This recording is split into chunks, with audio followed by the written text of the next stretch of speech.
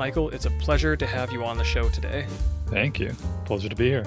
So, first off, who are you? What is it that you do? What is it that you talk about? I am a jack of all trades, you'll say, a cast of all trades. Currently, I am a massage therapist. I've been working for about 8 or 9 years now. The reason we're touching into these topics I'm interested in today is more personal journey type stuff. So my fascination within the last 6 months to a year or so has been around current state of issues in society, men's issues, relationship issues, things interlocking into like divorce rates, collapsing dating scene, a myriad of different things, mostly from the perspective of men, given that I am a guy myself, and I understand that journey and perspective firsthand. And I'm trying to then articulate what's going on, why is it happening, what's the science behind it, what's the evolution of it, the sociology behind it, all that stuff, trying to get something of like a big picture to then start working with men to help them understand why things are happening and what they can do to start improving their lives. Yeah, certainly. I see a lot of similarities in our journey a little bit, as I personally I've always hated politics. I've always hated looking at global affairs for a very long time, Hmm. except for these past like couple months. I finally feel like I'm being forced into it to say you have to pay attention to this now because it's actually important. It's actually meaningful to what's going on in your life. You Hmm. might not be able to directly impact all of it, but knowing about it's going to be helpful. In your day to day life, it can be more helpful than before. I think more and more people. I don't know if this is more of a recent thing or maybe this has always been a thing that people are becoming more and more entrenched with their identities to their opinions.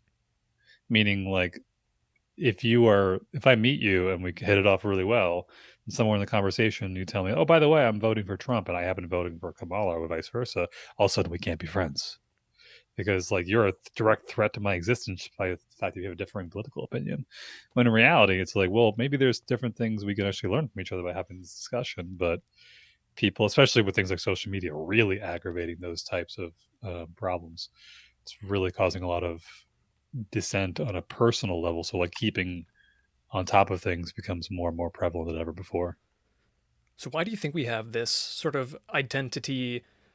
I don't know if I want to call it an identity crisis of sorts, where people are so deeply engrossed or so deeply attached to these social groups that they're a part of, to the point that, like as you're mentioning, oh, like you are gonna vote for Trump, I'm gonna vote for Kamala. We cannot be friends anymore. I'm pretty sure the stat is something like 50% or 50 to 80% of Democrats would be terrified of their children marrying a Trump supporter, or some vice versa. But I know I've heard similar stats to that before of parents being terrified of their children going and learning about the other side, learning about the enemy, becoming friends with them. Why do you think that is? Well, it's funny. So, talking like a personal note, my biological mother passed away about 10, 11 years ago. When he remarried, he's a bit more of on like, right leaning, but his new wife is more left leaning, and they'll poke each other all the time. Like, ah, you're a Trump lover. Like, oh, you're a Hillary lover. But then they still go to dinner and have fun and like hang out together. They love each other, and they're like, yeah, there's some disagreements there, but they can actually still coexist. As to why people can't do it as much nowadays, I'm sure, like historically, there's always been points throughout history where these kind of political differences started to hit a boiling point because it started to become almost like tribalism. Uh, People looking for explanations and reasons as to why there's problems in the world, and it tends to become very externalized. And I think with the state of things like social media and 24-hour news is a just dangerous. It's ridiculous. Like you don't need to be that plugged into everything going on around the world at all times to live. The 99% of people don't need to be like that plugged in 24 hours a day. And I think what ends up happening is that you create this perpetual sense of anxiety around not knowing what's happening. And also, if you start to really ruminate on these ideas way too much and start to create these echo chambers, which is exactly what a lot of these algorithms and social media do, you create these massive reinforcing effects of how entrenched into your ideas and your ideologies you have to become. That again, this is what I said earlier, it's like it ties your identity to your opinions. So much so then you start extending that out to people around you, basically saying, like, I literally am terrified of my daughter or my son getting involved with somebody on the other side. as though having a different opinion means like a death sentence. But on some level, there is a lot of sociology, biology, psychology behind tribalism, behind groups, behind people wanting to be accepted on keeping the group within a certain, we'll say, range of values.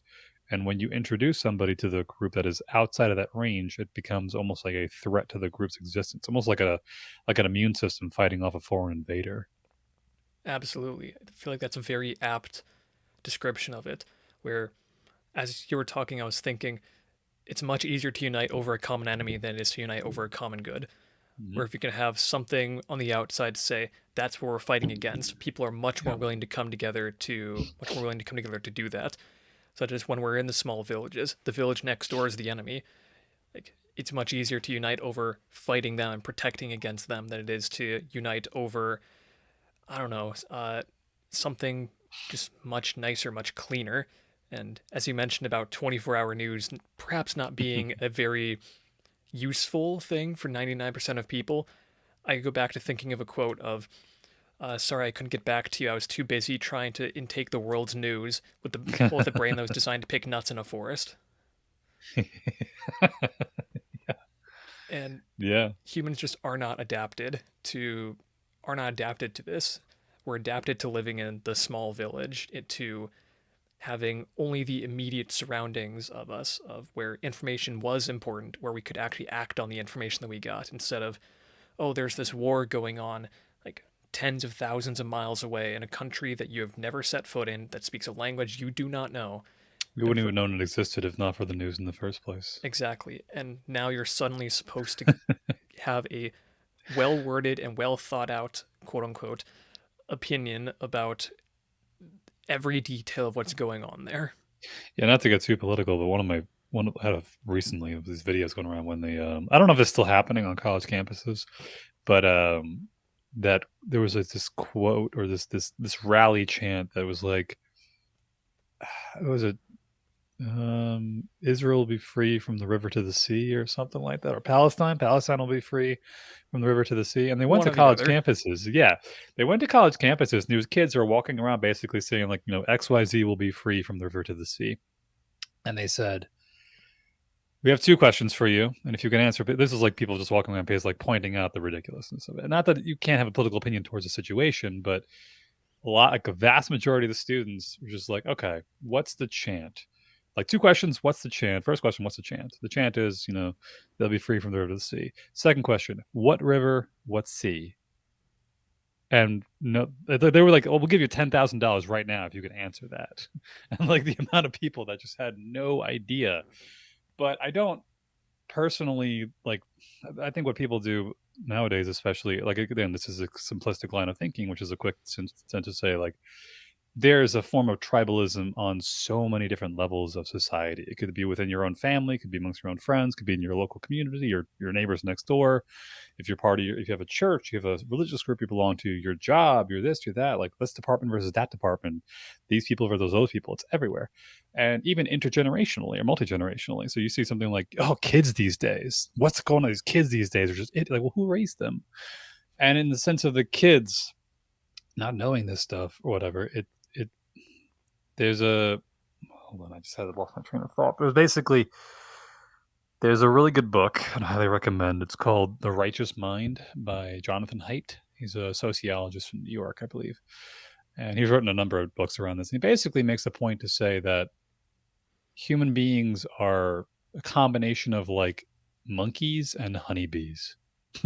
Like 90% monkey, 10% honeybee, in that we have individual input, like, things we want to do and things we want to accomplish on an individual level, and we're competitive with each other. But we also have a part of our brain that can kind of rally online to be part of the group collective in total. And when you get to these situations where these kids, like I said, like college campus, for example, any kind of rally, kind of protest, or mob mentality, really what it is, like mob mentality, that it'll just kind of trigger a part of your brain that you didn't know was even there in the first place, because it's trying to survive by kind of conforming to the crowd, even if you don't know what it is you're necessarily conforming into. And you have to be cognizant of that fact. And part of what we would normally do, ideally in a healthy society, is encourage open debate and critical thinking and critiques of each other, and teach people primarily to try to keep their emotions in check. That's pretty much what like most like debate teams in school or debate challenges, whatever. Like growing up, like we're going to teach you how to debate, and by far the hardest part of debating or having your opinions criticized, whatever, is you keeping your own emotions in check. As soon as you get emotional in debate, you automatically lost, because it's like that basically you're throwing in how you feel on top of an opinion that may run contrary to what's actually the best output of whatever the situation may be. And I think a lot of kids nowadays, combination of a number of things we can get into, have not been taught how to emotionally self-regulate when under these conditions. And they'll just go full-blown mob mentality, monkey mode, whatever you want to call it. Or even adults too. Same thing with social media, with politics and things like that.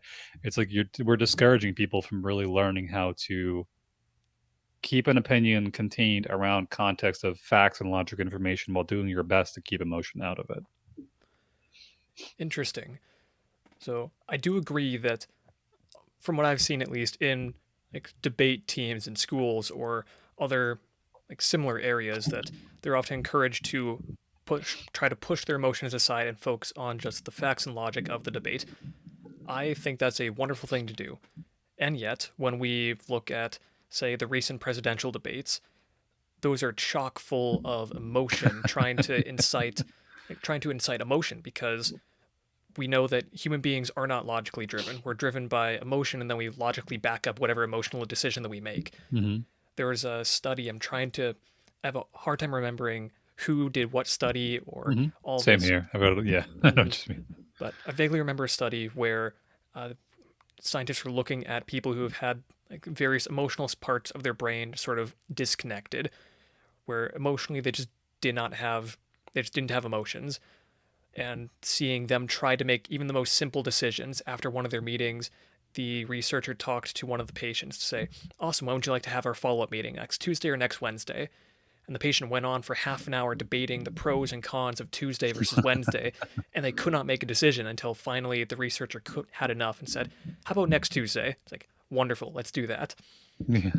Human beings need emotion, and as much as I'd like to agree that I wish that we could push our emotions to the side and just look at logical decisions, sadly, that isn't. Well, yeah. The difference being more you're cognizant of it, you're aware of it. Mhm. Not so much that you're gonna ignore it completely, but being aware of the fact that like you're having a flare up in the moment of something that is kind of skewing how you think and perceive something. Like a simple example for me I've noticed is that I've got like meditation and just kind of like, body work and whatnot. Being able to recognize when I'm in an emotional flare up and how it tends to color my thinking, for example. It's like I was big into gaming. I've always been on and off with gaming throughout my entire life, and I had some friends who also game, and they're better at me at certain games. So oftentimes, if I'm playing with them and they point something out to me, oh, you could have done this differently, you could have done that differently. I could feel my brain going like, tell him to go screw himself, tell him to go kill himself. So like, who the hell does he think he is? I could feel my blood pressure spiking, and then like 3 seconds later, I'm like, he was totally right. He was 100% correct, but it's like I just did not like being told what to do. But all my thinking and future like thoughts in that moment were just rapid defensiveness. And if I listened to it in the moment, I would have been like, I was going to say something really, really mean just now if I just let it rip from there. But it's one thing to basically have a debate and discussion with somebody, like we said, with the whole political thing, where it's like, you're going to say something to me I disagree with. I might need to give myself 10 seconds to calm down before I start actually trying to think about what I want to say. And people nowadays are encouraged to just speak as quickly as possible, and especially with things like social media, there is no there's no physical body language being conveyed back and forth as to what you're saying and how you're saying it. Most people online would not say 90% of what they say to other people online in person, face to face. But that's kind of how we evolved, was in person, face to face discussions, more or less. And when you start to cut that out dramatically, is a rapid decrease in things like empathy and just understanding the person's perspective. Tone of voice has a big one. Facial expressions, reading someone's facial expressions. And in the case of modern day politics, though, that's just it's becoming more so about like win at all costs rather than what's the best next 10 moves? Sometimes the next best 5 or 10 moves in life are not what you want to do.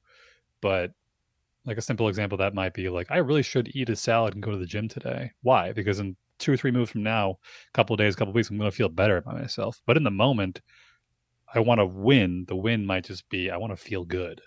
Hmm. And I think in the political space, it's becoming more and more entrenched in just like win the election at all costs, no matter Focus what on it the takes. very next election, not 10 years Not down the 10, line. 20, No. 30 years down the road. Yeah. Like what's going to be good for everyone in the, like, short term pain and long term gain. Now everyone's just like short term gain, fuck the future. Hmm. Whatever happens, happens. Yeah. I've I feel like I've definitely been watching like a slowly kindling fire start slowly making its way towards a big stack of dry wood, just watching and That's a good waiting. analogy. Hmm. So we've touched a lot on very touched a little bit on a couple of various issues, but in your opinion, what would be some of the major like or if you had to pick out like two, three, or four just major issues, perhaps not the right question, but perhaps your quote unquote favorite issues to talk about, what would those be? Mm, Personal issues, I personally gear more towards issues that have some degree of nuance and run a little bit contrary to what collective thinking is. Like I kind of like to be the I don't know what the word is, like a disruptor. Like when someone like, there's a I don't know how to put yeah, I guess personal issues might be like men's issues right now is a big one for me. The underlying reality of dating scene, marriage scene, the economics behind it. So I guess like the economy is one. It all kind of interlocks in some crazy way.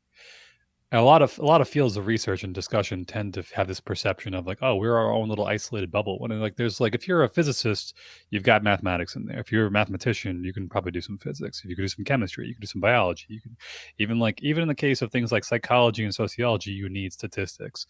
And sometimes even the statistics can be messed around with people's psychology. Like there's always some kind of connection and bridge between things that people don't think there's a connection to. So it's hard to really pinpoint like one particular issue without also connecting it to 10 other different issues at the same time.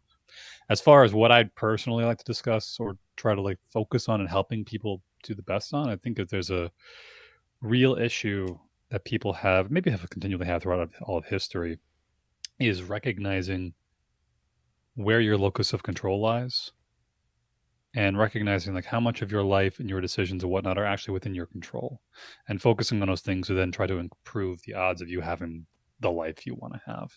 And this ties into the men's issues things, which is a lot of men have become very disenfranchised to a degree, understandably, with the modern state of the economy, with the dating scene, with a lot of stuff, especially in the West, from a number of different angles. And I think what's probably happening is partly that they might be focusing on the wrong things and leaving out again this locus of control thing, leaving out the things that they actually can influence. Because it's easier in the grand scheme to basically say, it wasn't my fault. It was the economy. It was this. It was that. It was like, what could I have done about it? I think, and it's very painful to take an honestly genuine introspective look at yourself and say, you know what, I could have done better. And then Hmm. I didn't, and that sucks. And ideally, I'll do better next time. Yeah, absolutely. There's this idea that I've been toying with a bit as I've been preparing for this interview of Hmm. are we becoming more, how do I properly phrase it? Perhaps disconnected or more, are we more willing to be irresponsible because we don't have a central individual figure that we can point to say, that's the person, that's the one person where they made these few mistakes that led to these outcomes, i.e., a simultaneous extreme centralization and decentralization of major powers, where a bunch of people get together to form a collective. They together make a decision as a group, but that decision is leads to negative outcomes. But because there's no one individual you can pinpoint in that group, no one's able to take responsibility for it. So we continue to have more of these negative decisions or negative outcomes that no one can pinpoint a single individual to say it's your fault, you have to take responsibility for it. I've been toying with this idea a little bit of, are we sort of like, is that sort of the right direction that I'm thinking of why we might be more disenfranchised, or Do you think it might be something else? I think it's a collection of things. Is I'm not much into. I'm not super spiritual or religious myself, but I've heard a lot of really good perspectives on society and things from some guy people like Jordan Peterson who will use religious frameworks, especially from the Bible in particular, to describe how societies tend to actually function optimally through time. And one of those stories, I believe, I can't remember who if it was Moses or who it was, what the deal was. One of these characters in the story is basically he was kind of like in charge of like 10,000 people, whatever it was. And everyone kind of said, "You're our leader. Tell us what to do. And if we have problems, we'll come to you." And I can't remember who that guy was, but like we'll come to you with problems. The problem became though he couldn't deliberate on every single quarrel and dispute possible. And so somewhere along the line, he's taught by somebody else is what you have to do essentially is you have to like find like 100 people in the group that you think are really good and designate them as like the judges of the next 100 people, of the next 100 people, and kind of create this gradual hierarchy of like this is kind of like what you see in the court system where it's like the lower level courts and the upper level courts and then the high supreme courts and then like the supreme court of the entire land. It's like the Supreme Court of the United States is not taking on every single case of everything around the world all at once. They're taking only like the biggest ones that nobody can get to an honest dispute about. But in terms of like that, there should be some degree of like hierarchies within hierarchies of people of role models we look up to. And maybe at the top is something like or is something approximating God or whatever variation that might be from whatever religious background you might have. But the within that, it's like within your household, maybe the epitome of it is your parents. But then within your community, it's all the other parents plus the political leaders, and then within a state it's the state leaders, and then within a country it's the countries, and then within the planet it's kind of nested hierarchies of looking up towards somebody who's kind of like holding the line in terms of integrity of what you want to do as a particular person. uh what was I feel like I'm losing the track. What was the question that you were trying to Right? Are we flesh out? The question I was sort of digging into is, are we being more like irresponsible or more disconnected to things because we don't have a central figure that we can point to say you are the cause for these issues. We don't have someone who can take central responsibility for like major issues, major decisions. I think people, this is again ties back to the locus of control thing, which is that people, your quick short term thinking will say, "Is there something outside of me that is the fault of why my life the way it is?" And sometimes there are some things outside of your life, like yeah, I had to pay more in taxes because some dude in government somewhere decided I had to pay more in taxes. I can't really control that. What I can try to control maybe is my spending habits, so I actually have the money to pay for my taxes. And people people want to externalize that. It's more comfortable to have an external locus of control than it isn't to internalize it and to recognize what is within your control to actually fix. And so within that, you might say to a person like, who is the person you look up to? You don't have to look up to one person for everything. You can have a series of mentors and inspirations that you look up to for different things. And it's like, for example, it's like if I'm into working out and maybe getting in shape, maybe my mentor is Schwarzenegger. But if I'm interested in something like, like religion and spirituality, my mentor might be a priest or a pastor or a rabbi or something like that. And looking within what particular area of your life you're trying to improve to find people who are already like slightly ahead of you in those lives to then compare yourself to and ask yourself, what are they doing in their lives that they can control that I can also control in my life? Rather than saying, you know what's wrong with the country today? Biden. You know what's going to be wrong? We're going to be screwed. Yeah, Trump. If Trump gets elected, we're all screwed. So I with the massage therapy thing, I've had people come in who are just like, "Oh God," you're like, "What's going to happen if Trump is elected?" And I'll be like, "Who's your local legislator?" "Oh, I have no idea." Who's your mayor? Who's your governor? I have no fucking clue. But if Trump's elected, then we're fucked. And it's just like he's like, do you even know who your neighbors are? Like it's just trying to. It's a justification of trying to excuse yourself from the things within your control because you don't realize that like anybody who has actually made it up that kind of hierarchy in a way to really have a high degree of influence and competence had to go through the same levels that you're going through now, which is like, make sure you're bringing your best self to the table every time you show up. Make sure you're in good shape. You actually do your research. You talk to people. You try to meditate. You clean your house, make your bed, eat clean. And then when you show up, you try to like show up the best version of yourself you can, learn from your mistakes, and then keep repeating. And then you start stacking these little wins on top of each other.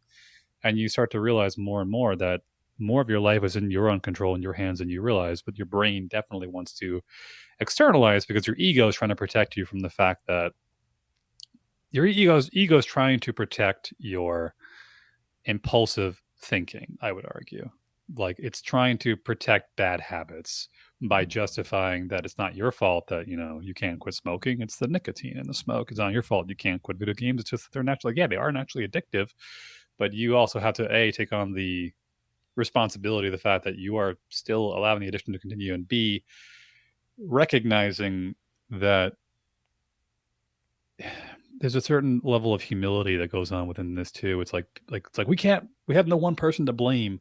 It's like, well, then look in the mirror to start with, and be humble enough to admit that if there are problems in your life that you can't get over or fix or understand, odds are you need outside help. And there's nothing wrong with admitting that or saying that. And that's part of what those inspirations and those models would have been, is to kind of say like, wow, this guy really has his shit together more than I do. Option A, I could say he just got lucky. Or option B, I could just go up to him and say, hey, you know what? You really inspire me. Do you mind if I ask you some questions how you got here? And in doing so, you're basically admitting, like, yeah, I do think you're ahead of me. And I'm being humble enough to admit that I think you're ahead of me. And within that, maybe you can help me catch up too. And most people, the vast majority of people, in my experience, myself included, like if somebody comes to me and says, like, you know what? You got this figured out, and I would love to know how you did it. Everyone's like, I would fucking love to teach you. I love to see your ambition. I love to see that you're like aware of your shortcomings and wanting to improve them, because there is this element of ego suppression and humility within that, to basically admit, like, I could actually change this if I wanted to. Things could get better if I just took on that responsibility, adopted that responsibility, even though it's going to be really fucking painful in the short term. In the grand scheme of things, looking back, it's going to have a much more better compounding effects to start chewing off more responsibility than my life than I think I can, instead of saying my life sucks because my parents, my life sucks because my job sucks, my life sucks. And it's just like, what could, within these realms, there's always something you could control and can't control. Focus on what you can control and not on what you can't control. There are so many good nuggets of gloriousness in there that I want to unpack. First off, of going to unique individuals for different parts of your life to be mentors there. I'm so happy that this is something my dad taught me when I was young, where he called it building your own personal board of directors, where you Yeah. want to find a group of people that have zero vested interest in you. So not parents, not relatives, people who have no reason to, like, no societal expectation that they have to care for you. These are just people that are good at what they do. Perhaps you respect them, perhaps they have some respect for you. It's just go and find these people, build trust with them, and learn how to talk to them, learn how to get advice from them. And I can't tell you how many times I've talked to my own personal board of directors to get good pieces of advice, or sometimes just to go to them just to ask, is this a good decision for me to do? Usually it was yes, but sometimes it was oh God, no, please don't do that. And like I said, I can't tell you how many times it has been so helpful for me to just have these extra people that were not like directly related to me to give me Hmm. advice on how to do something. There's a reason why like pastors are people that a lot of people will go to get advice for things, because that's essentially what they're there for. They're meant to be the extra board of directors. They're meant to be someone to help give you guidance and advice, to hear you out with your problems and say, "Yes, that might be a good idea," or "Please don't do that." Because it's sometimes just helpful to get that second opinion on things. Yeah. And another thing that you brought up of being willing to like see your locus of control, to admit this is what's in my control, this is what's outside my control. And based on that, I can take action in these ways. There's this concept that I heard about, I guess, for a while. I've been hearing about for a while now of if you want to get ahead in life, it's never been easier because so few people are willing to put in the effort. With a modicum of effort, you can steamroll over everyone else. And I just think about that sometimes, and I look around and I Yeah. see, yeah, That's so right. There's a lot of people who don't put in the effort, who don't, perhaps they don't have the mental fortitude to be able to take a step back to take personal responsibility for things, or they've just Yeah. gotten to the habit of pushing it off for so long that if you want to get ahead now, it's like put in a modicum of effort and you can steamroll over everyone. It's It's, scary though, even within that context, is because the bigger that gap is created, the harder people want to pull you down. And this is kind of like where like a subtone of things like the communist revolutions tend to take from, which is like people that are ahead are intrinsically ahead because they did something evil and malicious. And sometimes they did, but on the grand scale, it's more often than not that like they just tried to iterate and learn on something that other people didn't. And it's again easier to say they're ahead because of luck, because of this, because of that. There's a good quote I like. It's that like volume negates luck. mm-hmm. It's like if you're good enough at That's an something, Alex if you Ramosi quote, I yep, believe. yep, I'm a massive Hormozy fan, yeah. Mm-hmm. Um, and that when you do it enough times, eventually you'll be able to figure out like, is this luck based or is I'm actually do I actually have a skill here? And something you mentioned a second ago, it was people not taking a chance. And yeah, it's the problem is that, like I said, it's never been easier to do nothing. Cormosi quote again. Uh, there's a problem, especially nowadays, that's been going on in the last 50 plus years, and it's something referred to as a movement around something called safetyism, which is where a lot of parents will basically, a lot of parenting has become more aligned around the idea of protecting your kids at all costs without realizing that the best way to grow is to step out of your comfort zone and get beat up once in a while. Like pain is the best teacher you're ever going to get. And especially for young kids, what the way that kids grow and develop and operate is that we're naturally curious creatures from day one. This is why like every parent of a newborn knows, like feels like they're, once they start walking, they're basically like suiciders. Like they're just trying to kill themselves everywhere they can. But in reality, they have no idea how things work. They're just trying shit. And you kind of want to stoke that creativity while also giving them these opportunities, like referred to as like let them run and scrape their knees. Like they're not, it's not going to die. It's going to hurt like hell, and they're going to learn. Okay, don't run with my shoes untied. Don't run, like on weird ground, or whatever it may be.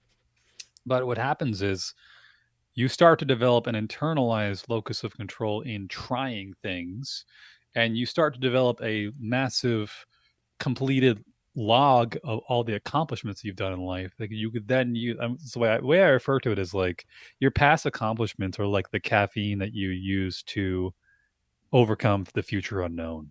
It's like caffeine itself, as I'm sitting here drinking a Celsius drink, caffeine itself doesn't make you more productive. It gives you the capacity to be more productive. So if you've done shit in your life that you look back on, you say to yourself, like, I didn't think I could do that. And look, I did that. Then you can look forward to the shit you haven't done yet and said, like, well, if I did shit before I didn't think I could do, odds are I can keep continuing to do shit now that I didn't think I can do now.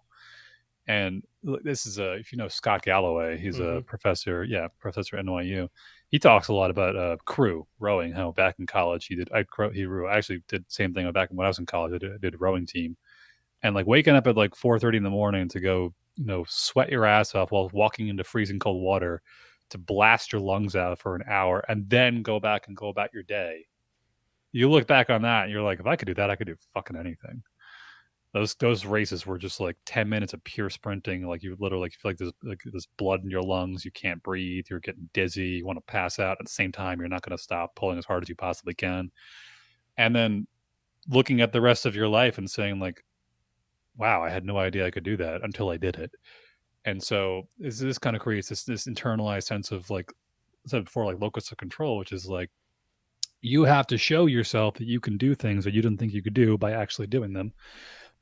With the understanding that you may fail a couple times along the way.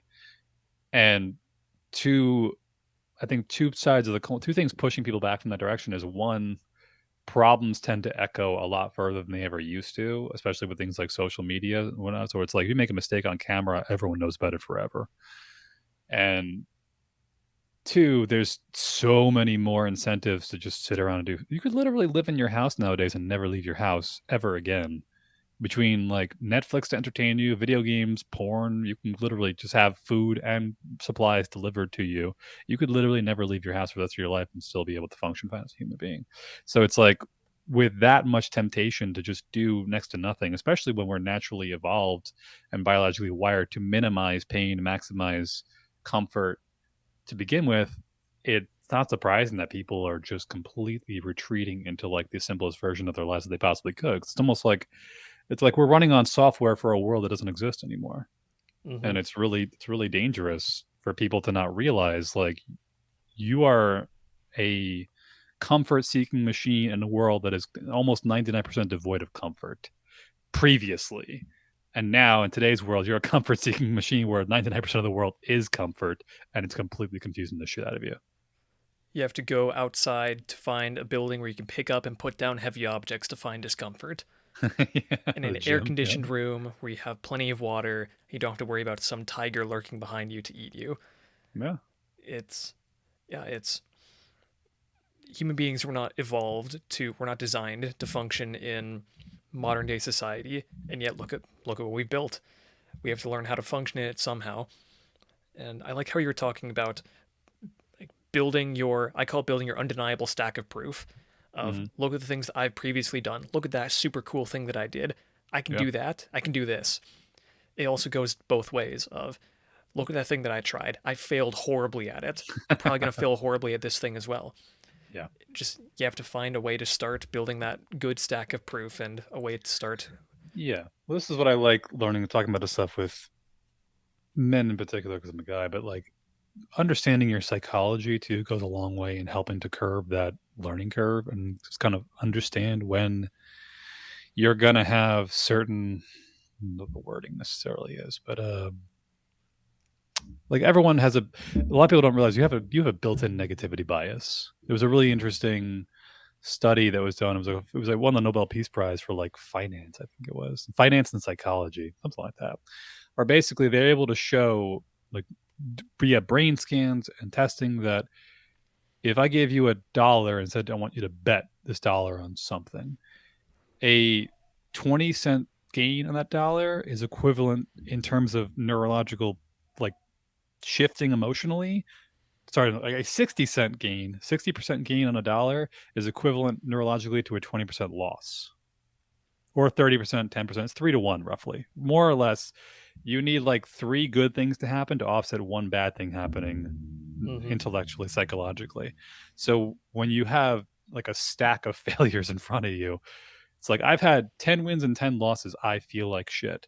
I've had 30 wins and 10 losses. I feel pretty much neutral. It's like, how do you have 30 wins and 10 losses and you feel like crap? Because we're wired to really keep track of those couple losses and really hyper focus on them. But when you recognize that, you can start to get more of a sense of like a third person perspective on your own thinking and be able to try to curb that. Like this is where things like journaling is fantastic, like you said before, with like the stack of undeniable evidence. I do this sometimes where I have to like sit down and be like, what am I doing with my life? And I'm like, wait, what have I done with my life so far? I did this, I accomplished this, I accomplished this. Like, okay, I actually have done some impressive shit. Okay, I could do more stuff. Mm-hmm. Because if you just left to your own mind, your brain will try to curate the story that keeps you safest by reducing future risk as much as possible. But if you can externalize it by either putting it out on paper or talking to people or looking at your resume, for example. Resume is a perfect example of like, look at the shit that I've accomplished. Not even handing it to somebody else for necessarily for a job, but just for yourself to be like, damn, I actually did all that stuff. I don't remember that at all. Holy crap. But keeping an awareness of the fact that you literally have a built-in wiring that says when something bad happens, it's going to feel way worse than when something good happens. Just be aware of it.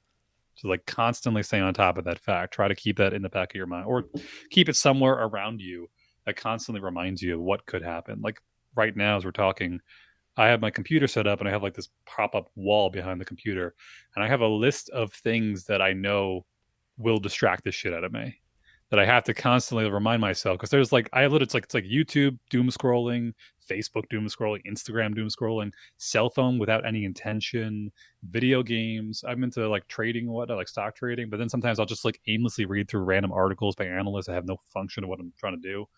And I have to like put it out externally to remind myself, like, oh yeah, if I'm around on Facebook and I look up, I'm like, oh shit, I'm on Facebook, I gotta get it off because like this is just like another one of those like loops I'm gonna get into without keeping myself accountable externally somehow to recognize how my own biology is going to try to self sabotage me. Mm-hmm. Yeah, it's amazing what the brain does, and when you look back, it makes sense. A lot of it makes so much sense because you want, like, evolutionarily, you want to remember the bad stuff because if you remember the bad stuff, You're hopefully Mhm. going to avoid that again in the future, and hopefully that'll mean that you survive. Today, that doesn't necessarily mean the same thing. Just because No. you asked a girl out and she shut you down uh, doesn't mean that you are going to be lonely for the rest of your life. It's just how our brains have been programmed. And I guess, sort of on that topic, transitioning a little bit to talk Mhm. about some more issues in specific, tell me a bit about the dating and marriage crisis. It's one that, so a lot of the topics that you've mentioned, I'm vaguely familiar with.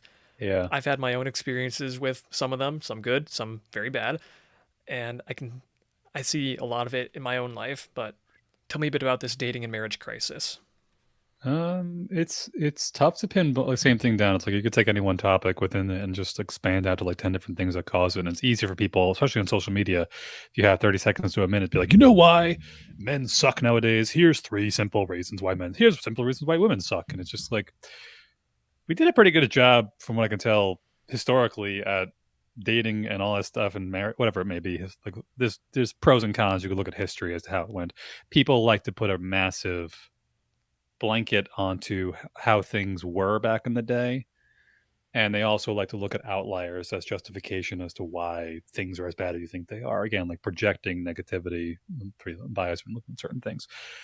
A simple example of this might be something like what you see a lot online nowadays, and especially social media in particular, caters very well to ideological thinking and like groupthink, mob mentality, and especially not bashing, but women in particular are very adept at social arbitrage, social sabotaging, and things like that. So then these certain ideas start to become more mainstream through echo chambers and things like that in social media. In terms of like the dating crisis, there's a number of things we can point to. We'll just pick one and just start going and see where it goes. It's like previously, prior to the modern age, we were a mostly strength based economy, meaning like the whole world was mostly, if you're strong enough, you can do physically strong enough, like you were doing most of, not say most of the shit, but like You were in power. in power. But I'm talking like people, yeah. If you hear a lot of women looking back on history, it's like men had it good, had it better. Like which men specifically? Like 1% of men, the czars, the pharaohs, the kings, the emperors, the like shoguns, like they were the ones that had it fucking great. Genghis Khan had an awesome time having like 5,000 kids. Vast majority of other men out there were basically just barely scraping by on $1 a day if they were lucky, which means like men and women were like 99% of men and women were both like down in the dirt, digging through shit, just trying to survive.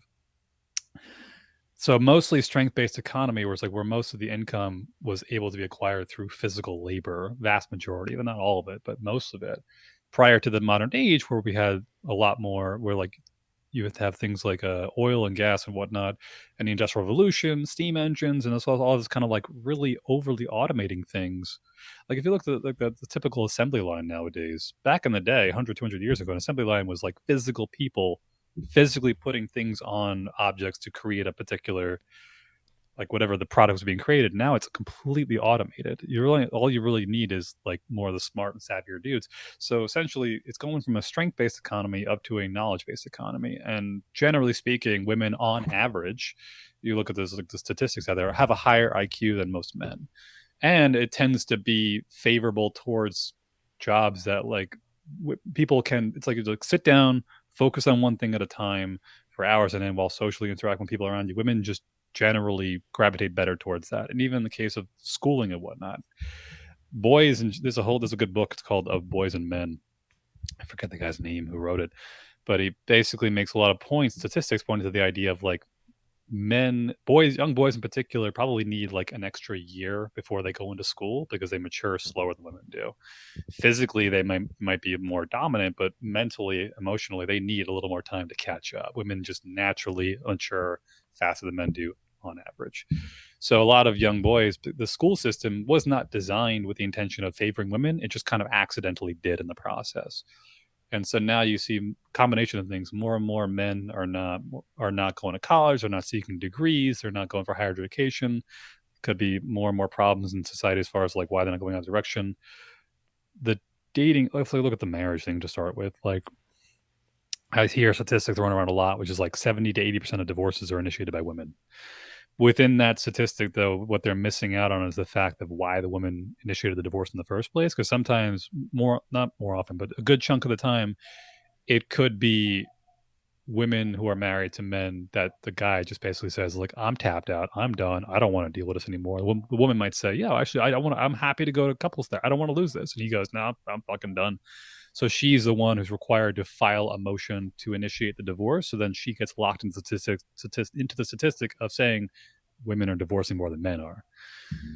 As for the dating scene, on top of that, though, it like, let me tie back to the woman statistic thing. Is that like it previously, most people needed each other. Still, I would argue we still do. People needed each other to survive. We are like a sexually dimorphic species. Like we have kind of two halves of the same whole. We each bring different things to the table. But in today's day and age, most women do not financially need to rely on a man to survive, which is totally fair. If you quantify the need of somebody as financial, then yes, most women don't need men anymore. But at the same time, it's like, well, if you want to have a family and kids and like build something bigger than that, you do need a man around in some capacity. People will try to circumvent this by basically saying something like, I don't know, like, well, there's always, freezing your eggs. There's, artificial insemination. You can adopt and things like that. But it's like a million thoughts running through my mind as far as what to talk about. But on that basis, generally, if women are catching up to men economically, men need to start bringing something to the table in a different light. But also, there needs to be a bit of a reality check as to really like what you're getting from the other person that you are not getting, you cannot get elsewhere.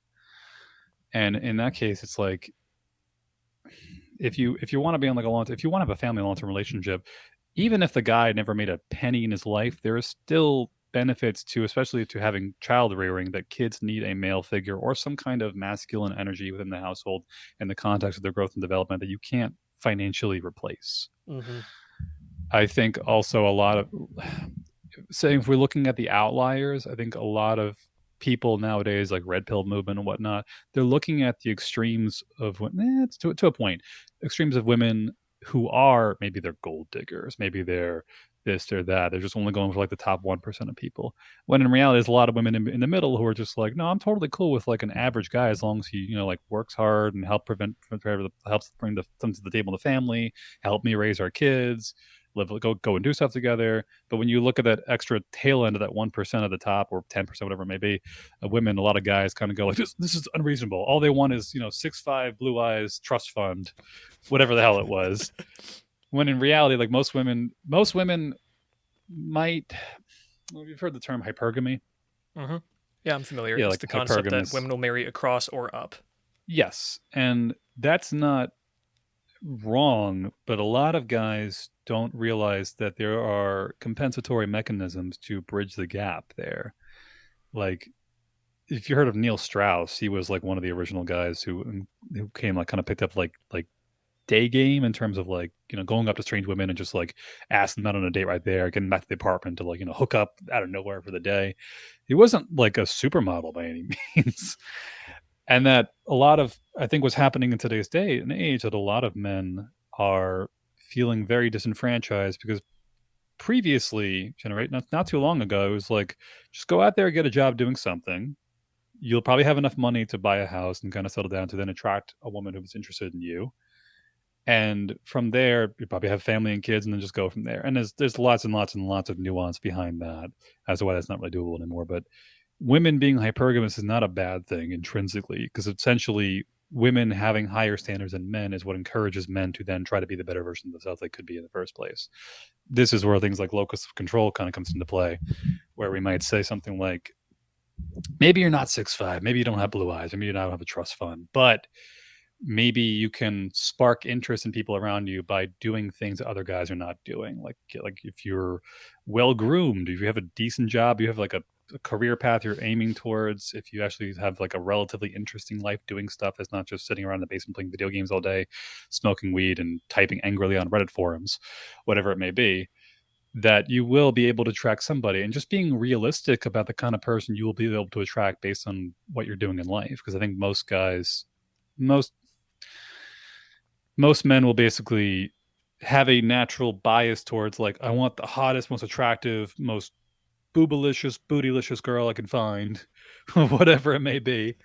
But then realizing that, not realizing like there's those are superficial values that are gonna like they're gonna atrophy with time, which means you really want to look for more values beyond that. And same thing with women chasing guys, thinking like, oh, he has to make at least this much money or I can't talk to him. It's just like, well, what is the purpose of all the money you think you're gonna be getting behind that? Like, what are you really chasing after? What's the underlying intention of what you're looking for in this first place? Uh and in the dating crisis, the dating scene, this ties back to the tribalism thing we talked about earlier. Have you heard of the concept of Dunbar's number? Yes, it's about 130, 150-ish Mm-hmm. people. It's supposed to be the number of people that you're able to keep within your head at any given point in time, or Yeah. the number of relationships you're supposed to be able to have about. When you look Yeah. at a number of communities, typically that's the number it caps off at almost naturally. Good Yeah. example of that was the church I attended growing up. I was in charge of counting how many people would show up each week, and I would count almost always between 130 and 150. If we had more, it would be some sort of big event that happened. Yeah.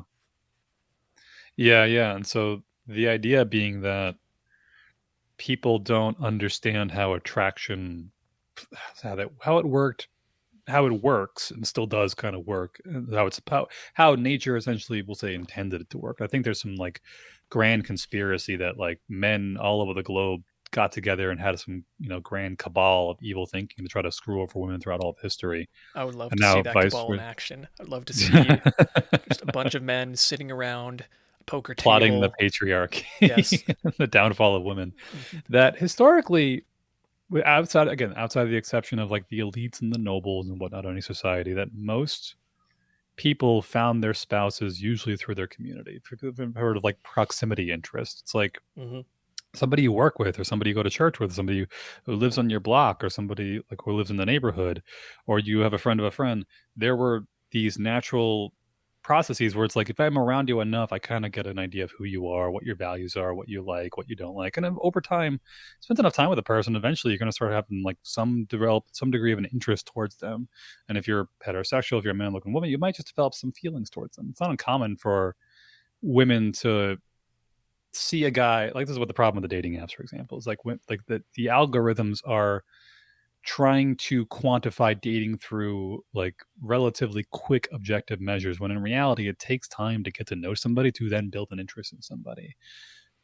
But for like the guys in particular, it can be tough because now every guy on the planet is essentially is competing against every other guy on the planet that has Instagram or a dating app, and the women are then also just naturally cycling through them and comparing them all to each other.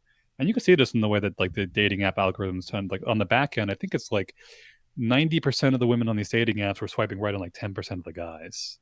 And vice versa. Like 90% of the guys were being ignored.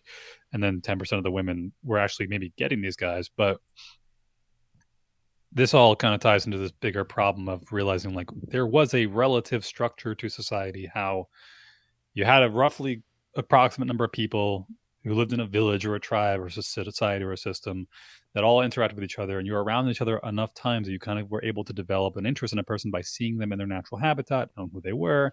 And they're like, there's always the discussion around like arranged marriages and things like that, which I, on some level, like do kind of agree with to a point, and I'll elaborate a little bit more on that in a second. But understanding that if we as a society completely went after our subconscious algorithms in terms of who we were attracted to, shit would go down south really fast collectively.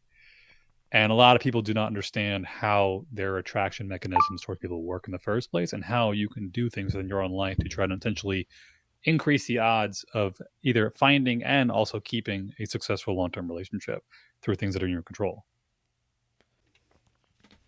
So a lot of what you talked about, I'm familiar with a lot of these concepts, and Mm-hmm. one of the things that you brought up was it takes time to get to know someone. It takes time to really meet them. That's more of how we actually got to know people. It's more of how we built relationships and people got married. Yeah. There's this idea that, well, there's a statistic that I remembered. Sorry, really tired. Okay. It's okay. But a statistic that I remember that it's approximately, like, for the longest time, approximately 50% of marriages came from college relationships, and about 25 came from high school relationships. Places where people were bumping into each other all the time. You got to know these people. You spent a lot of time with them. And that's built on the idea of propinquity and the mere exposure effect, where the longer you're around someone, the more you like them. The more time you spend with someone, the more you get used to them, the more you say, ooh, I'm familiar with this person. I know how they're going to act in doing things. That's going to make me want to spend more time with them. That makes me want to say, okay, I like that. I can get used to that. And I don't know, it's interesting when you compare that to the world of dating apps where we don't get any of that. It makes a lot of sense why a lot of people feel very despondent, especially men, when it comes to dating and marriage, because you see the stats of 90% of men don't get any matches. They don't get anyone looking their way. But when you look at how humans have dated and done courtship throughout history, yes, you had arranged marriages where typically that would be, hey, you know the farmer next door has a daughter, you're both about the same age. Why don't you start talking and getting to know each other a bit? Why don't these families come together and have one larger farm instead of two Yeah. separate smaller farms? Yeah, yeah. There's a really good book that just came out recently by Dr. Orion Taraban. It's called The Value of Others. I don't know if Mm-hmm. you read it. It's basically an economic overlay of the sexual marketplace and how it essentially works on like a more, I guess, like economic perspective, and how like value and value, cost, and price and things in terms of like, finding mates and whatnot, and understanding what men are looking for, what women are looking for. And the problem becomes, we talked about earlier about how emotions come first and then your logical thinking kind of piggybacks onto it. Problem comes down to the fact that a lot of people have no idea how their algorithm works. And I can tell you, like, from personal experience, I've come to realize in the last couple months, I've been going through my own like men's work, my own introspection, and really trying to like do a lot of journaling and working with people. I'm interested in becoming a men's coach myself. Is that I didn't realize it until recently, but historically, I've always ended up in relationships with women who had like some kind of father issues. And then looking at the girls who I could have dated who came from healthy families, I had no interest in them. And until I actually like saw that on paper, I was like, holy shit, like my algorithm is totally screwing me over, because I just have some weird subconscious fear of dating women with healthy fathers. There's a whole reason as to why that is, but that's something I'm now like actively aware of and trying to like figure out where it's coming from, how to work through it. But if people are, not to say like you can't be left to your own devices, but you oftentimes don't realize what it is that you're chasing after, and it will oftentimes sabotage you down the road if you don't are not aware of it early on. And so, simplest example, this might be somebody like there's a really good prevailing idea and theory that Romeo and Juliet was actually a satire instead of actually like a mean, because people watch like, oh my god, it's romance, it's love, it's forbidden love. In reality, Shakespeare was like, look how fucking dumb these kids are. They literally killed themselves because they couldn't be together after they'd be dating for like 6 months. What the fuck? I have And it was always kind thought of of it an as a observation. comedy. Yeah, yeah, people have observed like this is how crazy your emotions can take you if you really follow that. And even with, what's fascinating to me is that even in the context of like dating and relationships, there is a certain degree of, there's a lot of underlying biology that people do not like to look at, because I think what it ends up doing is it kind of cuts away at this perception of like absolute self-control and free will. And you don't realize how a lot of your thoughts and decisions are really pushing you in certain directions subconsciously without you even realizing it. And so, like when I'm trying to think of like the best example I can think of this is like the modern day bad boy, for example, the fuck boy, whatever you want to call it.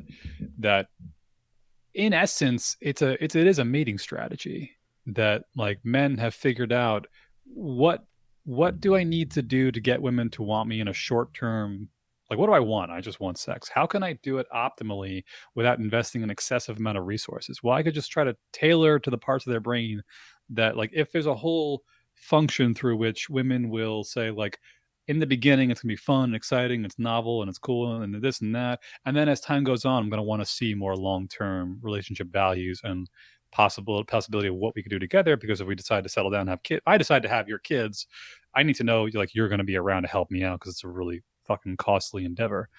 But men, a lot of men have figured out like, oh, we can actually like tailor to that very beginning of that algorithm by just portraying ourselves in a certain way and just try to like get access to women only in the context of like quick short-term hookups, foregoing long-term relationships in the process.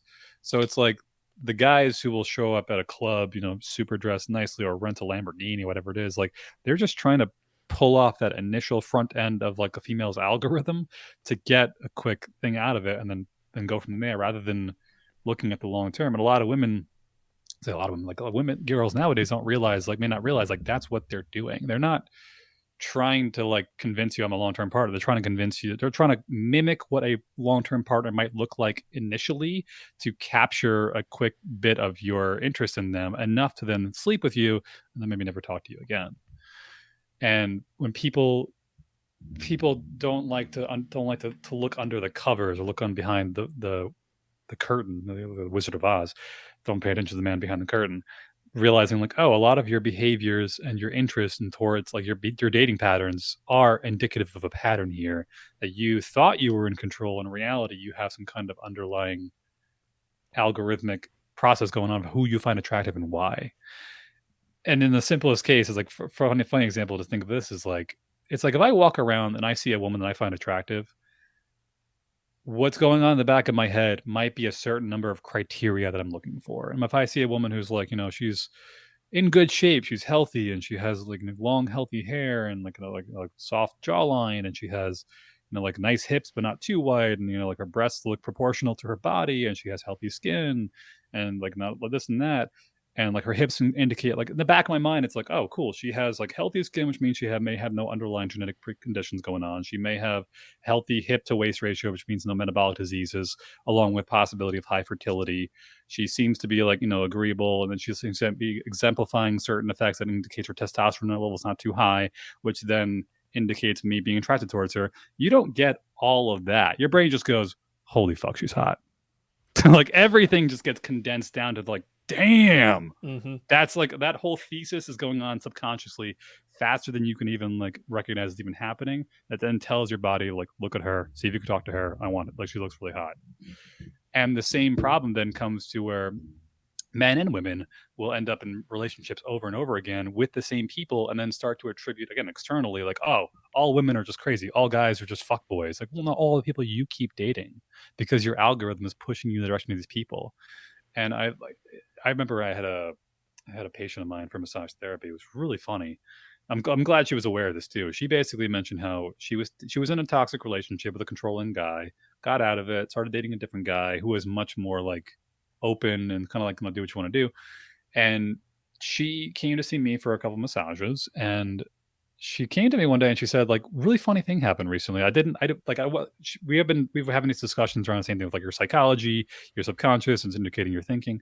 She's like, I wouldn't have noticed this if you hadn't pointed it out to me. We'll talk about it stuff. But what happened was recently I went to my boyfriend and I said, are you cool with having with a guy massaging me? Because I'm basically like 90% naked on a table having a stranger rub me down, more or less. And her boyfriend, the new guy, was like, "Oh no, absolutely not. I do not feel comfortable with another man touching you." And she went, "Oh, okay. I guess I just won't go anymore." And he was just like, I'm just joking. I'm just pretending to be like that toxic control. I'm just joking." And she said, like, when he said he was just joking, I kind of felt this like energetic slump in my body. Like I was looking forward to him on some level of him like trying to control me again, or like I was anticipating it, and when it didn't happen, it actually confused me and turned me off a little bit. And she's like, I didn't realize like I subconsciously have been kind of chasing after controlling men because it's all kind of wired maybe from childhood, from maybe from her father, from some toxic person in her life. It's been like that's been pushing me in that direction. And now that I'm with a guy who is healthy, who has like gives me healthy boundaries and lets me like do stuff, it actually feels weird. It actually feels a little off-putting, but at the same time, that's not healthy for a long-term healthy relationship to have this kind of like volatility going up and down. It's good short term maybe, but her being able to recognize like, oh, it's me chasing after these toxic guys, not these toxic guys just happening to come to me, and vice versa. And same thing with me and the women with daddy issues. Like I didn't realize like, oh wow, I seem to have a natural attraction towards women who don't have a healthy father figure for X, Y, and Z reasons. And that's really not healthy because more often than not, those things end up coming back and blowing up the relationship later on. And in reality, the healthiest relationship we're going to have is with a woman who either has worked through those issues and has gotten past them, even if she had an unhealthy father relationship, or actually comes from a healthy background with her father. And then I have to be the one to say, like, even though this feels weird, it's actually healthy. And you kind of have to, the phrase I've heard is like, you have to like flood the algorithm. You have to like voluntarily go out and find a person that you understand objectively on paper is healthy for you, and just sit there and acclimate to the feeling that your body's throwing at you, saying this is wrong, this is not going to work. I just have a bad feeling about this. Like, the bad feeling is that the person is not, and it's not exemplifying all the traits you've been subconsciously chasing for, and your brain's trying to like show you the disconnect. But in reality, you're trying to retrain your brain to say, no, this is actually the kind of person I want to be with, rather than me just chasing after like the fuck boys or like the really hot girls or whatever it may be. Yeah, social dynamics and relationships, it's so fascinating to look into because every single time, no matter who I talk to, everyone seems to have a story of this is like these are the horrible people I've dated, these are the bad relationships I've been in. And so many times I sit down and I think you realize that you are the common denominator between all of your relationships. Yeah. There's something in your head that says, I'm going to date that again. Does he look exactly the same as the past five guys that I've dated? Yeah. Yes. Is that going to, well, do I think there's going to be a different outcome? For some reason, yes. This time will be different. Hmm. And maybe one of those times will be different, but definition of insanity is trying the same thing over and over and over and over again, expecting a different result. So I don't know. It's fascinating It for me to see and to be able to. It's important, I feel like, to be able to perhaps do that a little bit, to have that experience, to have those relationships enough where you realize these are the bad things that I've been looking for, that I've been subconsciously going towards. Now that I have this, like now that I have this radar of what my worldview is, of what my subconscious is actually looking for, that you can take a step back and see, okay, this is what I have been like actively pursuing. What if I were to try something different? Because if we don't actively think about that, if we don't look at what we've done in the past and try to change it, we're not going to be able to adapt. We're not going to be able to change. We're not going to be able to find yeah. someone or something that just is better than what we've been doing. Yeah, and the biggest problem with one of the major problems, especially like the dating scene, the marriage scene, we can tie it in, is like Western individualism. And simple, we talked about like the village and all this stuff before, and how like, you're vetting people out by being in proximity. But one thing that was interesting to think about, and I heard about this a couple months ago, is the idea that like the car, when it was first introduced to modern society, essentially was like a glorified sex wagon. Because if you were known as a piece of shit within your community, everybody kind of had an eye out for you, because it's like whatever horrible things you did or whatever your reputation was, you developed a reputation amongst the people. So it's like, if you're a piece of shit, what kind of encouraged you to then stop being a piece of shit was to try to build a reputation by doing the right thing consistently in front of enough people until it became second nature for you to just be that person moving forward. And in doing so, these communities essentially acted as a vetting process. That's what I tell people, like even myself, like I'm not bothering with dating apps anymore. I have like a ton of people I work with massage. I have family and friends. Like when I'm ready to start dating and I want to find somebody healthy, I'm gonna go like tell everyone like, hey, I'm single, ready to mingle, because they know me. They probably know the person pretty well. That ends up being a big part of the vetting process, and that's essentially what we used to do historically. This is why it's funny thinking like even in today's day and age with like modern feminism and things like that, most guys, if possible, will usually still like go to the girl's father for permission to marry. Hmm. Historically, I think what women should absolutely have the right to choose, who they want to be with, but take it with a grain of salt when people around you are saying things about the guy you're with, or maybe in the reverse, same thing in the reverse case, like with the girl you're with. I've had guy friends of mine tell me, the girlfriends I was seeing, like, this is not a good idea, you should get out of this, and it's like, no, you don't understand, we love each other, things are different with us, and it's just like, no, no, no, we're not in the limerence that you're in right now, and we can see things that you can't see. And so in the case of, especially like with modern dating apps, it's like it circumvents the father figures, the male figures in their lives. And I think a lot of young girls, historically like men will do whatever possible to get laid. It's like pretty much like in like society in a nutshell. Like, what do you want us to do? Develop an entire industrialized world where we can all live like with like super clean energy and technology and this and that, and then we'll give you sex. Cool. Guys are like, we'll do it. We'll fucking do it. Whatever you want. And historically, that essentially became part of that vetting process was men watching out for other men towards the women in their lives. And women might say, "Oh, that's controlling. That's not fair." But in a nutshell, what they're saying is, and there's actually some really funny TikToks you'll see out there of like girls, basically young girls, basically realizing like, it's one that comes to mind. It was a young girl who like the message was something like, it was like her face was like mind blown, and the message was something like something along the lines of, when you realize that your father and your brother don't like your boyfriend or the guy chasing you because they know what they were thinking at that age. And what a lot of guys, it's like the male strategy in a nutshell essentially is either the male strategy is minimal resources needed for maximum possible reproductive opportunity, and the female strategy essentially is the reverse, where like they want to have kids, but they want to have maximal resources poured into those kids. And so, in a nutshell, what ends up happening, and this is like even historically, I'm sure there's like biblical accounts and whatnot, that like guys will do whatever they can to get sex for minimal investment. And men, usually older men within the community, within the framework, were the guys that were watching out for those guys, for the women in their lives, because they understood, like, oh, I remember being 18, 19, 20 years old and hornier than I knew what to do with, and willing to do literally anything just to get her to shut up and take her pants off because, oh my God, your testosterone is blowing out of your ears, whatever it may be. Hmm. And so that essentially acts as a vetting process because these men can, like, guys will figure out very quickly, what do I need to say or do to get you to convince you to like sleep with me? What buttons do I need to push? What is like professional, like hookup artists or things like that, whatever they might be. Like they're kind of like they're behavioral scientists in a nutshell. They're trying to figure out like what is the sequence of buttons that need to be pressed to get her to just come home with me and take her pants off. And oftentimes historically that was this is a part of that book I mentioned earlier, The Value of Others. It was so funny. I mean, the guy made the point to say like historically this was like a good example of like debutante balls where people are gonna like the guys all dressed up as the eligible bachelors and the suits and whatnot, and the girls have the flowing dresses. And a lot of times it was like parents trying to show off their kids to each other's families. And the common phrase was like, if a young man was like courting a young woman, the father is going to intercept the boy and be like, "What are your intentions for my daughter? What is he really saying? Like, are you actually going to like marry her and stick around and try to like have a family and take care of them, or are you just going to fuck her and run away?" That essentially turned into today's version of the dating apps, where you see every single girl on the dating apps is looking for a serious relationship only.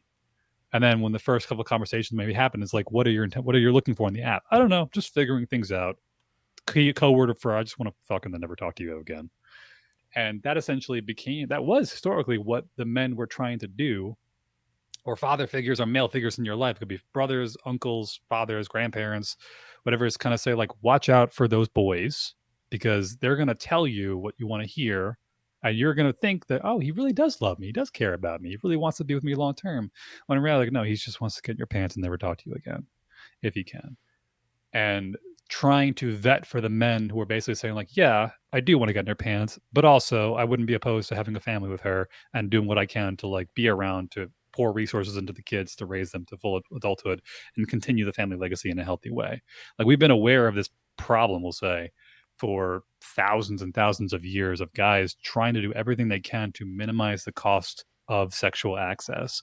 And now we're essentially between, like we mentioned before, like the mobile sex wagon is like, if you were a piece of shit in one village, hop in your car and go somewhere else. Nobody knows you.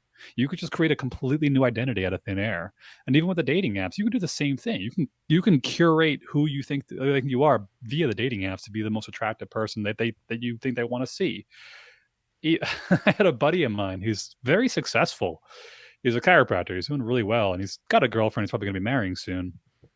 But I remember him. He's like 5'10", and he's like, I literally had to start walking around with like 2-inch shoes on just to clear the 6 foot threshold so I could put it on the dating apps. Or what he did with the dating apps was he put himself as like 7 foot tall. He would like max that out. Hmm. And people would text him and be like, "Are you really 7 feet?" And he's like, "No, but now that I have your attention, let's talk." Because there were a lot of people, a lot of women who were basically saying like, "I want minimum 6 foot." When in reality, it's like, would you be able to tell the difference between 5'11" and 6 foot? Probably not. But when you match it to an arbitrary threshold of like, what if a guy makes like $99,000 a year instead of $100,000 a year? What if he's 5'11" versus 6 foot? What if he's, like he has like whatever it may be? There's arbitrary thresholds that these dating apps will create that men will just try to find a way to circumvent. but it also kills off a pool of men or women that you might be interested in that you don't realize you could be interested in if you just give it time to let some kind of attraction develop over time. And then again, recognizing what's going on behind the scenes in your algorithm and your head of what you find attractive. There's a lot that I could unpack there, but I don't want to take too much of your time. It's I can been, keep talking all day. I'm good it's, if you want. If well, you want to pull out one or two things, we can touch on that and call it a day. Whatever you like. sure, sounds good. But it makes a lot of sense to me that, like, it's something that I've thought about a lot of how have courtship, dating, and marriage changed throughout history. A lot of the times it's been mostly that it's exactly as you've said.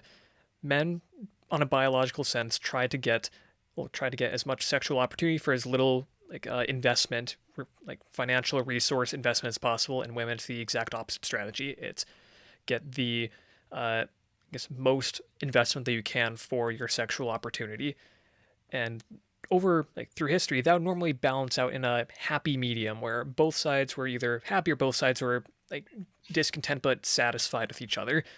Mm-hmm. Today with dating apps now being like the for some reason the preferred way of dating, even though every single person I talk to who uses dating apps says it's horrible and they hate it, and yet for some reason it's the abusive relationship that they go back to time and time again even though they know it doesn't work.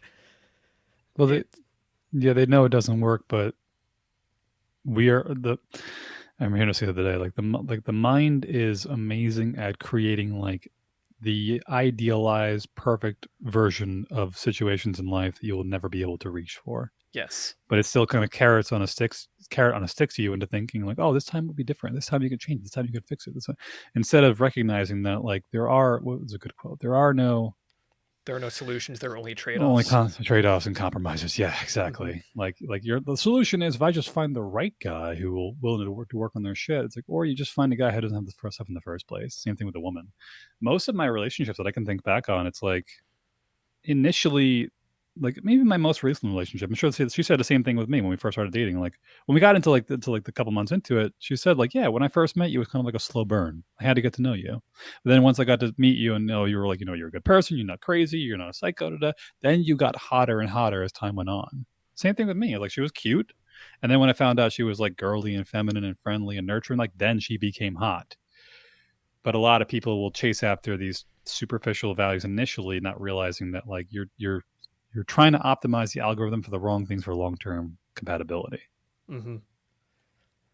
Yeah. The brain, it does some amazing things sometimes. It does some horrible things sometimes. Like, but sometimes sometimes we can do some great stuff. So moving on a little bit from the Mm-hmm.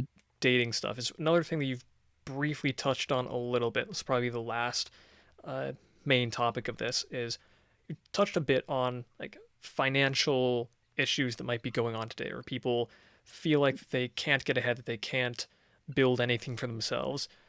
What is this? Tell me a bit about this modern financial crisis. I know what I think that's happening, like what's happening with it, but is this a thing that's really there? Yeah, it's definitely there. There's a good book I'd recommend reading. It's called Principles for Dealing with a Changing World Order by Mm-hmm. Ray Dalio. Yep. And he basically goes through this whole premise of saying like each major empire throughout history goes through 6 phases. And essentially it's like a growth phase, a peak, and then a decline. Chaos happens, war breaks out, and then the whole thing starts over again. And you can actually map it onto a lot of major empires throughout history. And it's like 6 phases total, with phase six being like, you know, like a war, calamity happens. And there's a lot of arguments to say we're probably in phase five in the United States right now. The major difference being that we're now more globalized than ever, which is a huge, huge difference. And we all globally, everyone has a gun pointed at each other's head, so no one's going to pull the trigger. It's kind of like the prisoner's dilemma in terms of like nuclear annihilation. Like, well, if they nuke us, we nuke them, then everybody loses. So what's the point? But in terms of the financial stuff, actually, again, connecting to the dating and relationships thing is that historically, we basically, as a society, kind of figured out through time, we need to print enough currency to try to minimize the bartering system so as to maximize economic transactions across all different frameworks and then capitalism X, Y, and Z. And generally speaking, what we would do is we would create fiat money at a rate proportional to the amount of like GDP and things productivity that was being produced by the country. So if we had every year, if we had 2 to 3% more GDP than we had last year, and 2 to 3% more people born who are entering the workforce because the population's growing, we'd print like 2 to 3% more money each year to represent that, and then we'd also back that money with gold, which is where the Bretton Woods conference comes. Back in 1971 with Nixon, or like I think 19 post World War II, we pinned the value of the U.S. dollar to the quantity of gold we had, and roughly speaking, we were mining as much gold as much as we were printing money to represent that gold. So if somebody actually wanted their currency back, they could exchange the dollar for gold at one particular ratio. When Nixon came along, and I think it was Vietnam, when he wanted to basically justify overspending for to try to get more political favor, they cut down on the Bretton Woods conference was when they basically removed the dollar from the gold standard, which is where that gold standard idea comes from. That they removed it, and in doing so, they were able to print money as much as they wanted to fund things. But then the problem is like the more of abundant some a particular thing is, the less value it has. Value is just is related to scarcity in some capacity. That more money floating around means things are less valuable, which means you need more money to then transact for what you want. And then from there, COVID happens. I think there's an estimate that they printed like 40% of all the money that's ever been printed in the United States was printed within like 2 year span. Mm-hmm. 2 years versus the last 250 years that the United States has been here. And 40% of the money, like people have no idea how ridiculously dangerous that is in a nutshell, causing the cost of goods to go up disproportionate to the incomes that they're taking in due to the fact there's more money floating around. And eventually, it's going to look for a home. It's essentially inflation is reducing the buying power of what you have, and when you start to, it starts to create a wedge, like the middle class, evaporating. The elite class is getting wealthier, the poor class is getting poorer. Historically, this is essentially what led to like uprisings and revolutions when like the gap got too big. I realistically, in a, we'll say, a perfectly healthy society, there's always going to be like winners at the top and losers at the bottom. But if they weren't too far apart, there was enough incentive for people to say, okay, I could, like 70, 80 years ago, a person could say, I'm going to go out there and get a job, buy a house, marry somebody, have some kids, simple middle class life. I could work 9 to 5 and then go home and be done. And then there was opportunity where people say like, well, I actually want a little more. So if I'm willing to work a couple extra hours, I will get a certain proportion of payout commensurate to that. And then maybe more opportunities will present itself. The problem becomes when like you don't have like a middle ground for people to kind of like just chill out at. Now it's like I have to work 80 hours a week just to pay my rent. So there's no opportunity, no chance of me able to like actually get ahead the way I wanted to, because the cost of living, the cost of everything has gone up so disproportionately over time, which then bleeds over into men and mostly like young guys basically saying like, if houses are 50% more expensive than they were 5 years ago, but the amount of money I can make is only like 5% more than it was 5 years ago, like what's the fucking point in buying a house? What's the point of like getting involved in the economy if I know I'm basically screwed on the back end from day one? And a lot of the mistakes that we're making, on a general basis, is the idea of like indefinite, infinite growth on a like societal level. That like the cost of housing, the price of houses only ever go up with time; they never go back down. And the idea that printing money like that is actually going to be safe and for the long term. So like you create this perfect storm of today's day and age where it's like this, we went from a strength economy to a knowledge economy, so it favors women. Women are more naturally hypergamous in the first place, so they're going to be looking for men who are at or above their level. But at the same time, those same guys are being pushed down lower and lower in the totem pole because they can't catch up financially through the traditional routes that people used years ago, which is causing a massive disparity in the dating scene, which is then causing lower amounts of people to start settling down, having families. Less kids are happening. Less kids means less consumers in the economy, and then the cost of living goes up and up, so people don't have actually opportunity to try to get ahead, and causes a bigger and bigger divide. And it just creates this like self reinforcing feedback loop of the divide is getting bigger and bigger.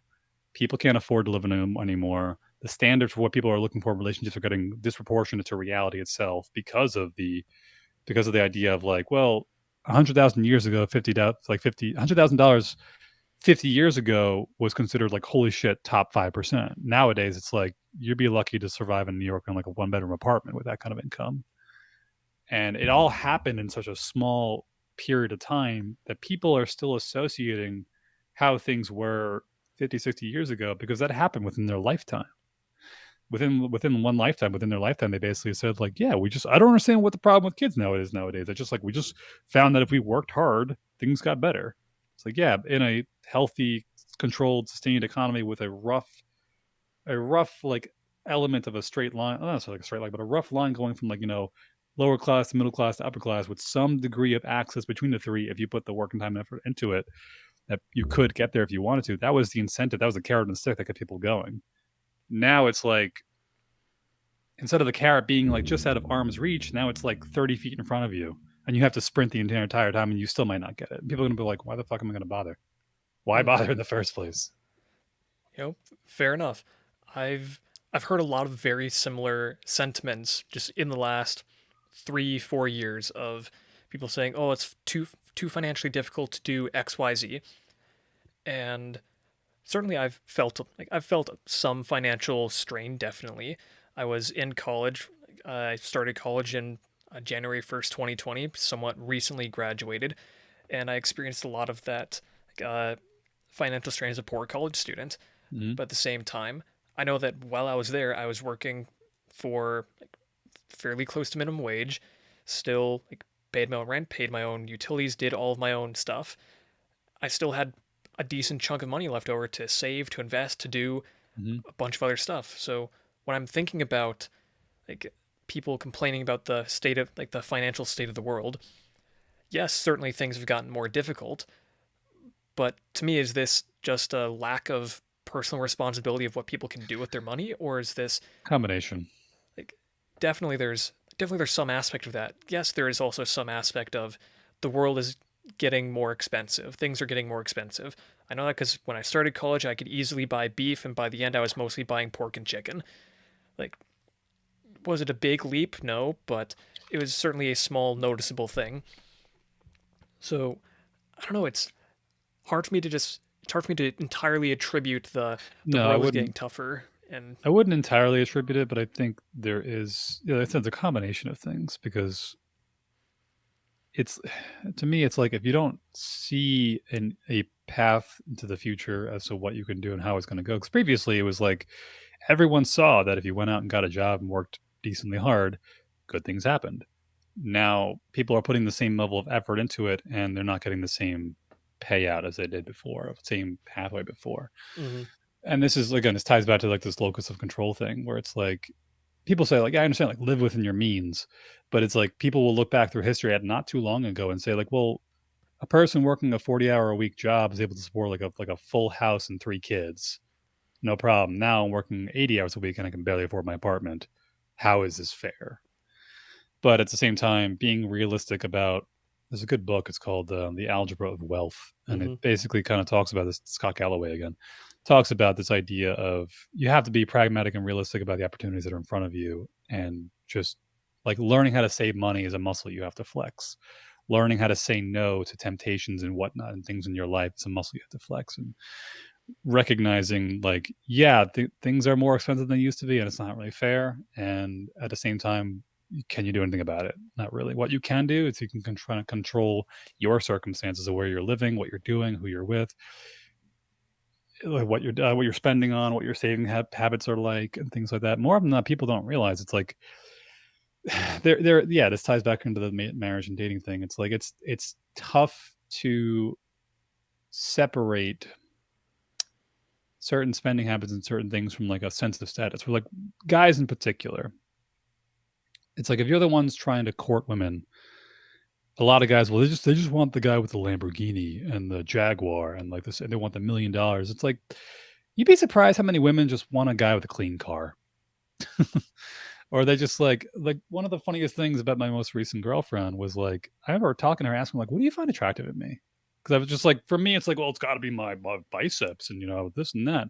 And she's like, honestly, one of the most attractive things about you is your posture. I was like, I was not expecting that at all. She's like, no, but you have good posture. You stand up tall. And I'm about 6'1". Like, so it's more unheard of the things I'm going to slump forward because I'm just so freaking tall, kind of mentioned it. But she said, like, the way you carry yourself, just having good posture, super sexy. And so guys will be like, "Oh, she wants a sexy car. She wants $1 million." Like, no, just get a haircut, clean your car, clean your apartment, like take a shower, like it'll be well spoken, and just work out and take care of yourself. You'd be amazed how much more opportunities out there. And they might say, "Yeah, he drives a Honda Civic, but damn if it doesn't have good posture." Definitely. You have to focus on the 0 to 1 first before you can focus on the 1 to 10. Get the Exactly. basics Yeah. down. Don't worry about the what's past that. Again, Stat it all math. comes Yeah. back to that locus of control. What can you actually tangibly do right now? Yeah, and especially what's have you ever heard of a guy named Dr. Robert Glover? Yeah, I'm No more familiar with such a them. nice guy. He makes a point to say that like this is what we talked about earlier, which was the idea of compensatory mechanisms within attraction. In that the three most attractive things that he elaborates to like for men to women is like a guy who's comfortable in his own skin, knows where he's going, and is having fun getting there. So if you say like, yeah, I'm driving a Honda Civic and I'm working like two jobs right now, but my plan within the next 5 to 10 years is to have a promotion with this job while looking for real estate in this area and trying to be practical about my savings plan. I'm like, yeah, so I don't go out to get drinks every single night and go out to dinner, but I'm saving with intention. Here's my game plan. You'd be amazed how many women would be like, "Holy fuck, that posture is so attractive." Like just the fact that it's like, yeah, he's not crushing it, but he has a general idea of what he wants to do.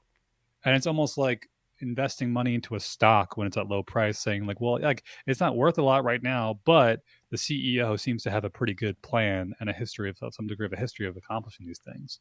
So like, is it fair that the cost of living is worse than it ever was before? No, but at the same time, what's in your control is you can either stop spending so much or just move somewhere else where the cost of living is proportional to what you want to do. Like if like I live in New York right now, it's I'm lucky. My rent is way lower than most of the people who live in an apartment, but at the same time, I would never buy a house here. Not the way it is right now. I cannot afford it. I am considering looking down south. And even if I was to start dating again recently, I'd be like, listen, my plan is probably not to be within New York within the next 5 to 10 years because I literally can't afford it. Not to mention, if I could afford it, it's going to put a disproportionate amount of stress on me just to be able to keep up with the Joneses. So my plan is like work on myself, keep building my business, keep building my skill set, keep saving money, pouring money out to the side, however much I can each week.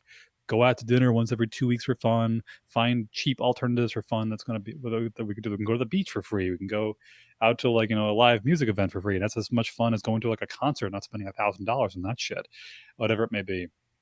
And like that's who I want to be as a person who's not willing to sacrifice a little bit now for a better future later on, and being pragmatic about what I can control by maybe living in a different area and living in a different spot where like the cost of certain things are in my favor such that I can start building some degree of wealth in over the long term. And if you come to the table with like an attractive quality saying like, yeah, things suck, but here's what I'm doing about it, a, your life will be better because you'll have a better sense of control over what's going on and how the future is going to look, and B, you will attract a lot more people. Posture be damned. Well then, Michael, let's wrap this up.